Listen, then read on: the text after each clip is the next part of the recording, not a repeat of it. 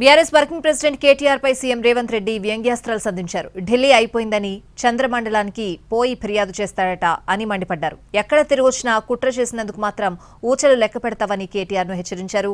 ఊయల ఎంత ఊగినా అక్కడే వచ్చి ఆగాలని అన్నారు.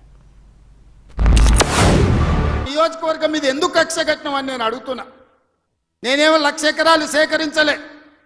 4 గ్రామాలలో కలిసి 1,100 ఎకరాలు నేను భూమి తీసుకుందామన్నది. ఇదో ప్రపంచ సమస్య అయింది. ఇంకా నేను ఢిల్లీ అయిపోయింది, ఇప్పుడు చంద్రమండలం పోతాడంట. ఆయన చంద్రమండలం పోయి ఆడ కూడా ఫిర్యాదు చేస్తాడంట. నువ్వు ఆడ తిరిగొచ్చినా కుట్ర చేసినందుకు మాత్రం ఊసలు లెక్క పెడతావు కేటీఆర్. నువ్వు అది గుర్తు పెట్టుకో. చూస్తూనే ఎంత గుర్తావో ఎగరని అని. ఉయ్యాల ఎంత ఊగినా అక్కడనే వచ్చి ఆగాలి, తెలుసు కదా. ఉర్రిగా అటు ఊగొచ్చు, ఉర్రిగా ఇటు ఊగొచ్చు. ఉయ్యాల ఆగాల్సి వచ్చినాడు మధ్యలోనే ఆగుతుంది.